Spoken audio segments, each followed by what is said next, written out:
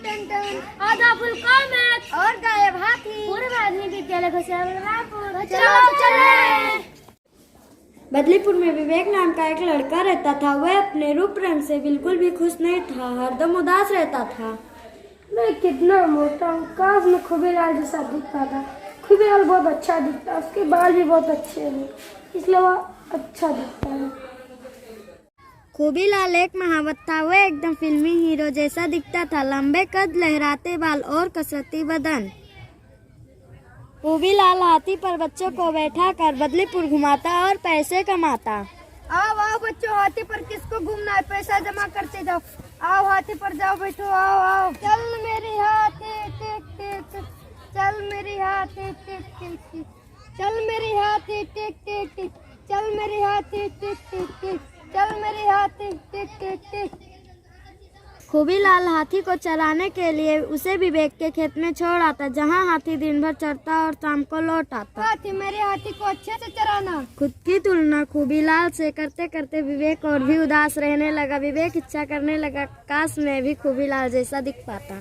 काश मैं खुबीलाल जैसा दिख पाता तो कोई मुझे हाथी की कर नहीं चाहता। खुबीलाल बहुत अच्छा दिखता है, इसलिए सब उसे पसंद करते हैं, इसलिए वह खुश रहता है।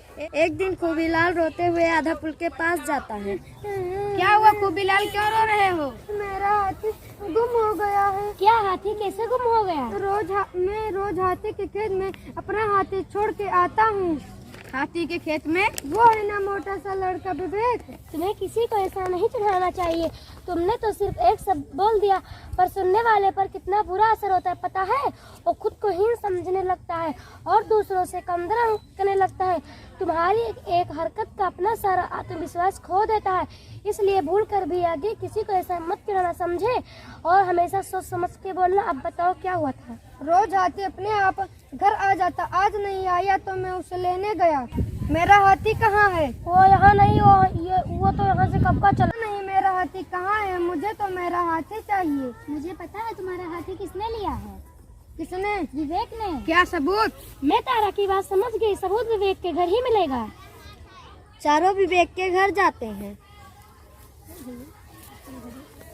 वो रहा हाथी, उसका नाम विवेक है, उसे हाथी मत कहो। क्या चाहिए? तुम लोग यहाँ क्यों आए? विवेक, क्या तुमने खूबीलाल का हाथी देखा है? नहीं, मुझे नहीं पता।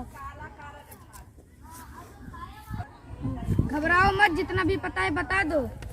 विवेक तेजी से भागने लगता है। किट्टी अदरक उसको दौड़कर पकड़ते हैं। भाग क्यों रहे हो? हमसे बात करो। मैं खूबीलाल जैसा दिख न पाने के कारण मैं बहुत उदास रहने लगा। खूबीलाल मुझे हाथी के घर चढ़ाता है तो मुझे बहुत गुस्सा लगता है, इसलिए उसने मेरे जले पर नमक छिड़कने का काम किया है, इसलिए मैंने उसकी हाथी को छुपा दिया।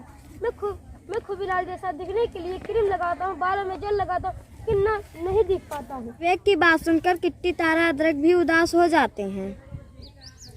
ऐसा किसी को चिढ़ाना गलत है, ऐसा बिल्कुल नहीं करना चाहिए खूबीलाल को। मैं खूबीलाल न दिखने के कारण बहुत उदास रहने लगा। वह मुझे हाथी के घर चढ़ाता है, इसलिए मैं और भी उदास रहने लगा। और मुझे भी कभी कभी हाथी कहता है, हाथी मेरे हाथी को अच्छे से चलाना, तो मुझे और भी गुस्सा आने लगा, इसलिए मैंने उसकी हाथी को छुपा दिया। विवेक की बात सुनकर सबको मामला समझ आ जाता है। तो ये बात है। पर विवेक, तुम खूबीलाल जैसे नहीं दिखते तो तुम्हें उदास होने वाली क्या बात है? मैं भी सांवला हूँ, मैं भी अपनी तुलना कभी कभी दूसरे से करता हूँ। ऐसा सभी करते हैं और मुझे बुरा नहीं लगता। मैं अपने आप को रोक कर याद दिलाता हूँ कि हर एक इंसान अपने अंदर खास होता है, उसके बाद मुझे बुरा नहीं लगता। मैं भी तो चश्मा लगाती हूँ, पर किट्टी नहीं। पर मैं क्यों किट्टी जैसा दिखना चाहूँ? मैं तारा हूँ और तारा जैसी है, कुत्ते जैसी है। मुझे बात समझ में आ गई। आज के बाद मैं अपनी तुलना किसी से नहीं करूँगा। खूबीलाल, मुझे माफ़ कर दो। मैं अपनी तुलना तुमसे करते करते बहुत उदास रहने लगा।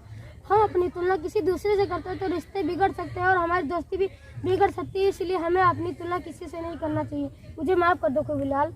तुम मुझे भी माफ कर दो विवेक, मैंने तुम्हें हाथी के कर चिढ़ाया हूँ, अब मैं ऐसा कभी भी नहीं करूँगा। तो बता दो मेरा हाथी कहाँ है? चलो मेरे साथ, मैं बताता हूँ हाथी कहाँ है। विवेक सबको खेत में ले जाता है, जहाँ हाथी बड़े से गन्ने के ढेर के पीछे खड़ा होता है। प्यारा हाथी। अगले दिन फिर बदलीपुर के बच्चे हाथी पर घूमने लगे। तारा, तुम्हें कैसे पता कि हाथी को इसी ने गायब किया है? जब खूबीलाल ने कहा कि मैं अपना हाथी के खेत में चराने के लिए लेकर जाता हूँ, तभी मेरा माथा चमका और मुझे लगा कि जरूर ये मामला लुक्स का ही है। खुद की तुलना दूसरों से रंग रूप खत से करने के नुकसान ही नुकसान है। खुद का आत्मविश्वास कमजोर होता है और हम खुद को दूसरों से कम समझने लगते हैं। सब में कोई ना कोई ऐसा गुण है जो दूसरों से अलग बनाता है। इसलिए ना तो खुद की तुलना किसी से करनी है और ना ही किसी को चिढ़ाना है। हर व्यक्ति में एक ही गुण नहीं रहता है, सब में अलग अलग ही गुण रहता है। आज ये बात बदलीपुर ने आधापुर को समझा ही दी। क्या हुआ, तुम सबको मेरा हाथी अच्छा लगा? हाँ, बहुत मजा आ रहा है। चल मेरे हाथी टिक टिक टिक, चल मेरे हाथी टिक टिक टिक। कहानी की सीख, आप लोगों ने इस कहानी से क्या सीखा? चलिए हम आपको बताते हैं। लुक्स की तुलना हानिकारक है। जब हम लोग लुक्स की तुलना दूसरों से करते हैं तो हम एक ऐसे जाल में फंस जाते हैं जिसमें हम जितना भी दूसरों की तरह दिखने का कोशिश करते हैं हम उनकी तरह नहीं दिख पाते। फिर हमें और भी बुरा लगने लगता है। यह देखकर हमारे दोस्त भी अपनी तुलना दूसरे लोगों से करना शुरू कर देते हैं। इससे यह होता है कि हमारे लुक्स यानी कि रंग रूप देखने का दबाव महसूस करते हैं। हमें अपने अनोखेपन को अपनाना चाहिए और दूसरे लोगों से लुक्स की तुलना करना बेकार है। नमस्ते दोस्तों।